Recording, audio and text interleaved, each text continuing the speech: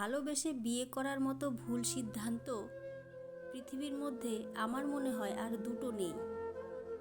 না পারবেন কাউকে বলতে, না পারবেন সহ্য করতে। তার এমন এমন রূপ আপনি দেখতে পাবেন, যে রূপ দেখার জন্য আপনি মোটেও প্রস্তুত থাকবেন না। আপনি শুধু তাকে দেখবেন, তার ব্যবহার দেখবেন আর মনে মনে আফসোস করবেন এটা ভেবে, এই মানুষটা কি সেই যাকে আমি ভালোবেসেছিলাম? এই ব্যাপারটা আপনার বুক জ্বালাপালা করে দেবে, শেষ করে দেবে, ভেতরটা একেবারে ভেঙে দেবে।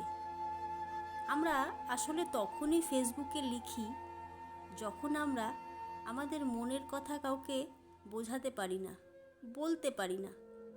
কিছু যন্ত্রণা আসলে ভাষায় প্রকাশ করা যায় না। আমরা মেয়েরা না আসলে ভালোবাসার কাঙাল। আমরা একটু সময় ছাড়া আর কি চাই তাদের থেকে? আপনি অপেক্ষায় থাকবেন কখন মানুষটা অনলাইনে আসবে, আপনি মেসেজ করবেন, আর সে অপেক্ষায় থাকবে আপনার মেসেজের উত্তর হিসেবে এটা বলতে, লাঞ্চ টাইমে লাঞ্চ করে রেস্ট করি। এই টাইমেও কি শান্তি দিতে চাও না? আপনাকে এটা বোঝাবে আপনি তার সাথে কথা বলতে চান, মানে তাকে অশান্তি দিতে চান। এই একটা কথায় যথেষ্ট আপনার মনটাকে ছাড়খাড় করে দেওয়ার জন্য। আপনি শুধু এটা ভাববেন, এই মানুষটা কি সেই যে আমার সাথে কথা বলার জন্য অপেক্ষায় থাকতো, যে দিনের অর্ধেকটা সময় আমাকে দিত? এর উত্তর আপনি খুঁজে পাবেন না। অতঃপর এটাই বুঝলাম, বেশি ভালোবাসার আশা করা, গুরুত্বের আশা করা শুধু বোকামির কারণ। এসব আশা তখনই করা যায় যখন মানুষটা সত্যি আপনাকে ভালোবাসে। ভালোবাসা আর ভালো লাগা, এ দুটোর মধ্যে অনেকটা পার্থক্য।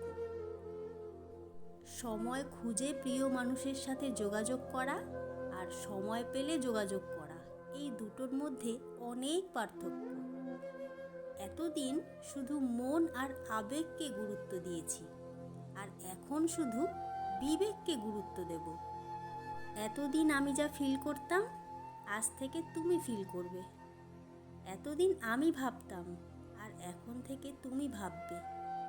এই মানুষটা কি সেই যে আমাকে ভালোবাসতো, আমার অপেক্ষায় থাকতো, আমার জন্য পাগলামি করত? অবশ্য মন এটাও বলে, তুই না হয় ভালোবাসতি বলে তার শূন্যতা অনুভব করতি। সে তোর শূন্যতা কেন অনুভব করবে? সে কি সত্যি তোকে ভালোবাসে? মানুষ আসলে পরিবর্তনশীল। সময়ের সাথে সাথে সম্পর্কে ফাটল ধরে যায়।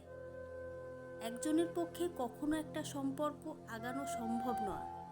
তাই বিয়ের মতো বড় একটা সিদ্ধান্ত নেওয়ার আগে ভাবুন, মানুষটা সঠিক কিনা, মানসিক শান্তিটুকু পাবেন কিনা। তবে বলে রাখা ভালো, সবাই এক নয়। ভালোবেসে বিয়ে করলেই যে অসুখী হবে এমনটা নয়। দেখে শুনে বিয়ে করলেও হতে পারে। পুরোটাই জীবনসঙ্গীর উপর নির্ভর, বিবাহিত জীবন কেমন কাটবে।